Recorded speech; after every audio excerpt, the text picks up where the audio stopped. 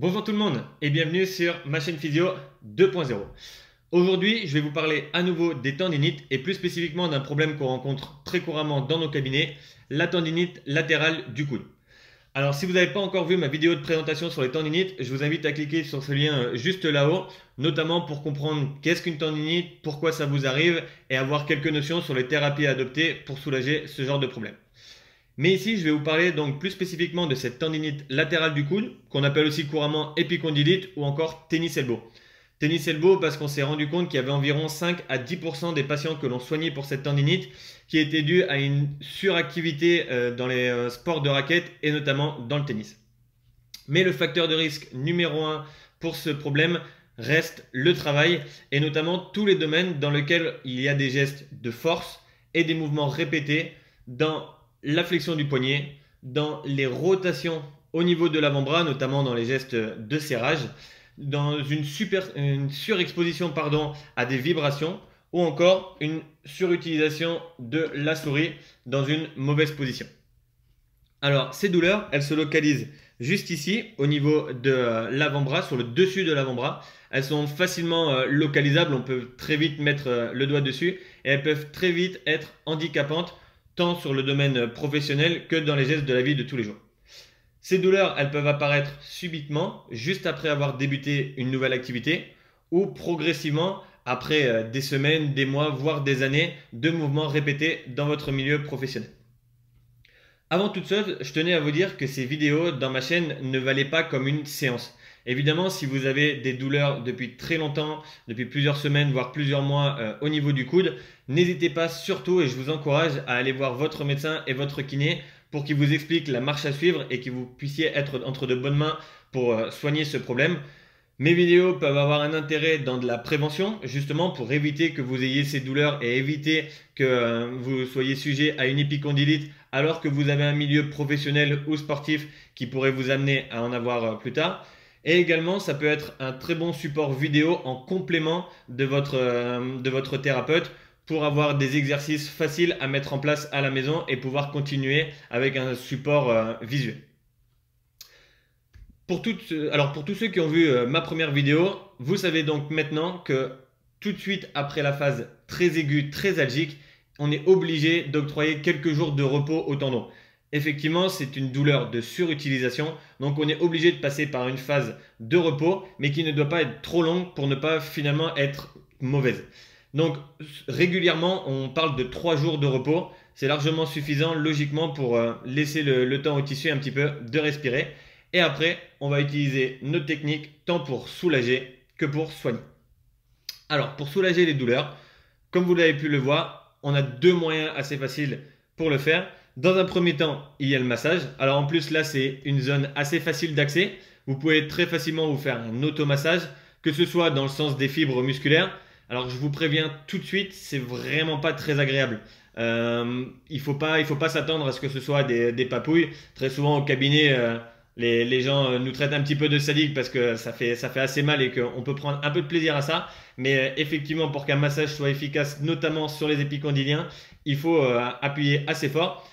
Si vous n'arrivez pas à le faire avec votre main, vous pouvez très facilement vous aider d'un rebord de table, voire même de votre genou. Ça va vous permettre d'avoir un petit peu plus de force et d'appuyer un petit peu plus tant que vous localisez le point de pression sur la zone douloureuse. Il y a aussi une petite technique qu'on utilise assez souvent au cabinet. On appelle ça le massage transverse profond. Alors comme son nom l'indique, il est profond, donc il faut appuyer assez fort. Et cette fois-ci, on ne va pas dans le sens des fibres qui sont dans le sens de l'avant-bras. On va transversalement et on va venir crocheter comme ça. Alors à nouveau, c'est un geste qui ne fait pas du bien sur le court terme. Mais par contre, ces 3 techniques de massage vont avoir pour but d'amener de la vascularisation et donc de soulager les tissus qui sont lésés. Deuxième petite technique qui peut vous faire du bien et soulager un petit peu les douleurs d'épicondylite, c'est non pas des étirements, parce que si on maintient une position d'extension prolongée sur un tissu qui est déjà abîmé, on peut risquer de l'abîmer encore plus et finalement aller dans le mauvais sens de la rééducation, mais plus du travail de mobilité.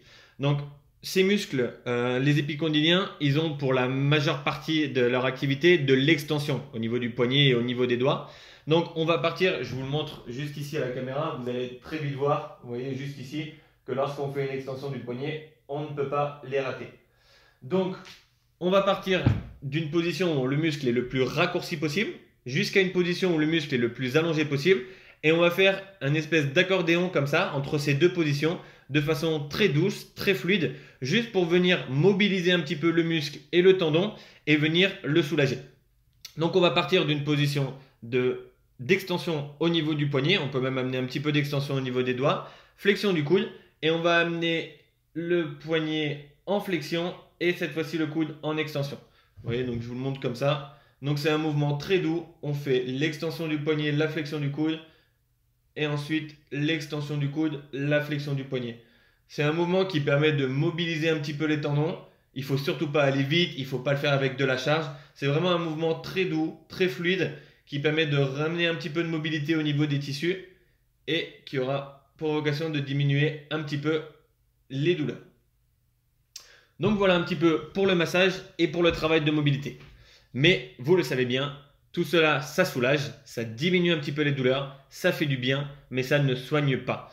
Nous, ce qu'on veut, c'est pouvoir reprendre l'activité professionnelle, reprendre l'activité sportive ou même l'activité de la vie de tous les jours sans souffrir. Et pour ça, on doit passer par une phase de réentraînement. Il faut qu'on réentraîne les tendons et réentraîne le muscle à pouvoir subir le stress qu'on leur occasionne. Et pour ça, il faut qu'on respecte une règle essentielle. Je vous avais prévenu, vous allez l'entendre très souvent, la quantification du stress mécanique. C'est hyper important et on a deux notions à respecter par-dessus tout. 1. La progression. Il va falloir être très progressif dans les exercices. Et 2. La règle de la non-douleur. On doit toujours travailler sous votre douleur. Alors, je vais vous présenter le réentraînement. Il n'y a rien de plus basique que le réentraînement des muscles épicondyliens.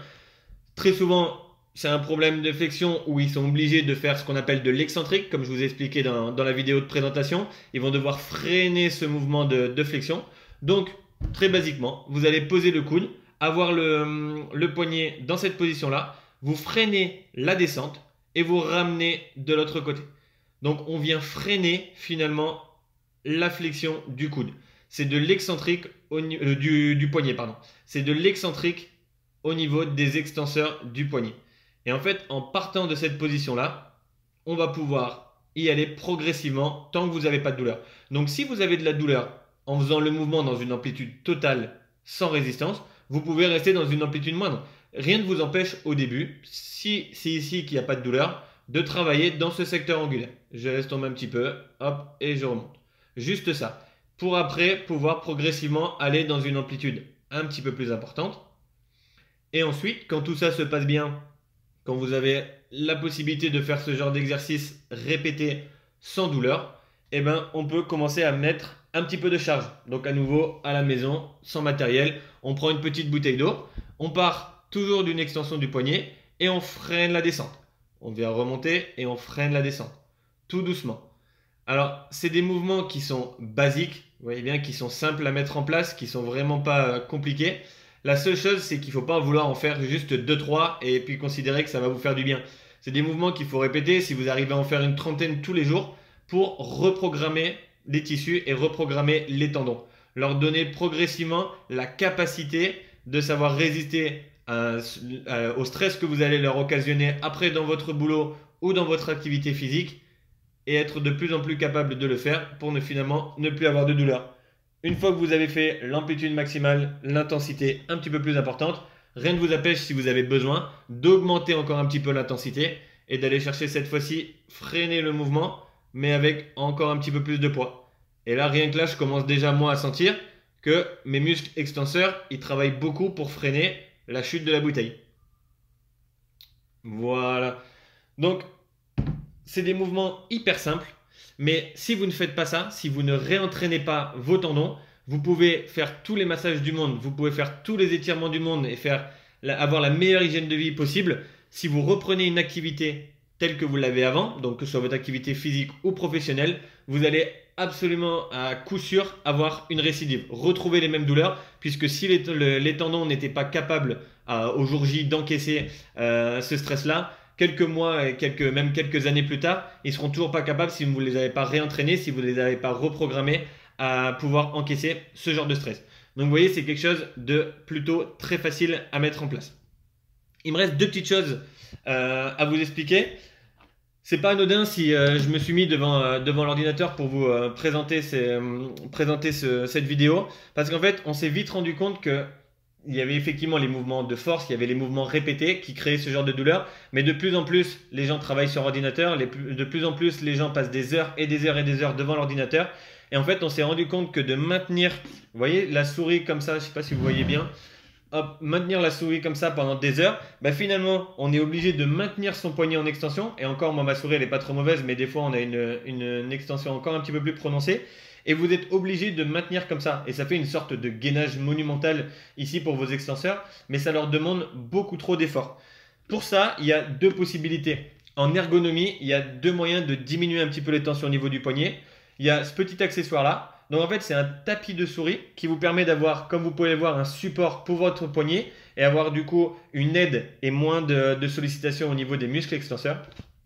Et le deuxième petit accessoire magique, c'est celui-ci, c'est la souris ergonomique.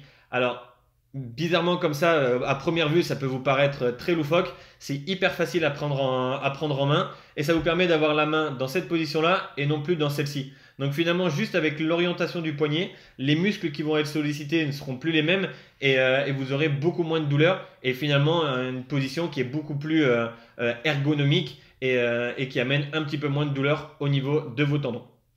C'était la première chose que je voulais vous expliquer. La deuxième petite chose, c'est quelque chose qui m'attriste énormément. Alors, il n'y a pas que pour les épicondylites, malheureusement, il y a pour tous les domaines et je vous ferai une vidéo plus tard sur tout cela. C'est lorsque vous écrivez dans Google Images épicondylite, au milieu de tous les schémas anatomiques, on retrouve des dizaines et des dizaines de bracelets, et vous devez à peu près tous les connaître, qu'on positionne ici, qui sont révolutionnaires, qui vous permettent de ne plus avoir mal, qui vous permettent de ne plus souffrir. Mais s'il vous plaît, faites-vous confiance, faites confiance à vos muscles, faites confiance à votre corps. Vous êtes largement capable de subir les stress qui sont occasionnés dans vos boulots, dans vos activités de la vie de tous les jours, dans vos activités physiques et sportives. Surtout, préférez largement de vous réentraîner plutôt que de vous faire aider d'un petit accessoire auquel vous serez dépendant. Aujourd'hui, on en est à l'ère de la sédentarité, du confort absolu et moins j'en fais, mieux je me sens et mieux je me porte. Alors que finalement, avec toutes ces aides qu'on veut vous vendre, et on vous vend ça à des prix d'or, finalement, on vous amoindrit votre capacité physique, on vous met dans un état plutôt de diminution de capacité musculaire, de diminution de capacité tendineuse, on vous rend dépendant à certains accessoires et finalement, c'est des problèmes qui durent encore plus longtemps et nous, on les voit très souvent au cabinet. Les petits accessoires, souvent, ça repousse un petit peu le problème, mais quand on les reçoit de toute façon toujours et souvent avec encore plus de problèmes. Donc faites-vous confiance, vous pouvez forcément réussir à réaliser tous les gestes que vous avez besoin dans vos métiers, dans vos activités physiques, mais il suffit de se réentraîner. Ça demande un petit peu de courage, un petit peu de volonté, quelques minutes d'exercice, mais vraiment vous vous sentirez beaucoup mieux et vous n'aurez pas besoin de tout un tas d'accessoires pour réaliser tout ça. Donc voilà les amis, bougez bien, bougez mieux, buvez de l'eau, faites attention à vous et ne vous amusez pas à vous mettre plein d'accessoires partout sur le corps. Faites confiance à vos muscles, à votre corps et vous serez capable de réaliser absolument toutes les tâches que vos métiers vous demandent ou que vos activités physiques vous demandent. C'est juste une question de réentraînement et de conditionnement qu'il faut s'habituer à mettre en place dans la vie de tous les jours. Si vous aimez cette vidéo et si vous aimez mes autres vidéos, je vous laisse vous abonner à ma chaîne en cliquant sur ce petit bouton et retrouver certaines de mes anciennes vidéos juste là. Et puis moi je vous souhaite une bonne continuation, prenez soin de vous, faites de l'exercice et à très bientôt sur ma chaîne Physio 2.0. Bye bye.